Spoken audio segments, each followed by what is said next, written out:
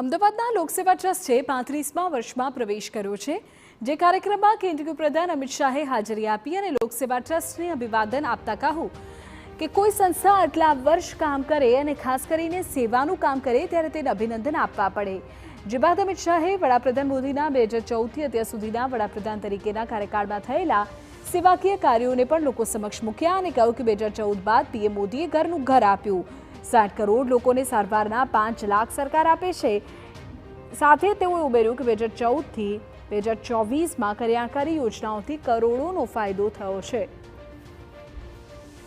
પણ વ્યક્તિ એવો નહીં હોય જેને ભૂખ્યા સૂઈ રહેવું પડે। 5 કિલો અનાજ 65 કરોડ ગરીબોને દર મહિને ફ્રી ઓફ કોસ્ટ આપવાની યોજના દુનિયામાં કોઈ જગ્યાએ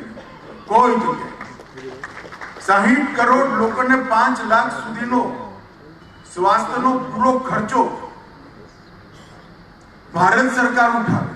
60 કરોડ લોકો। હું તો પ્રાઇવેટ હોસ્પિટલના કેટલાય સેઠિયાઓને ચિઠ્ઠી લખતો હતો, નો ફીસ। હું મંત્રી છું, ડરીને કરી દે બિચારા, પણ કટાણા મોઢા મેં જોયેલા। એક પેશન્ટની ફીસ માફ કરવી એ કેટલું અને એમની મુશ્કેલીઓ છે।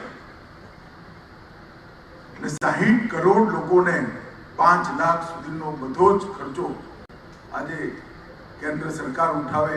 હવે કોઈ પણ ઇન્કમ ગ્રુપ હોય, 70 વર્ષથી ઉપરના બધા લોકોને 5 લાખ સુધીનો ઈલાજ ફ્રી કરી દેવાનો।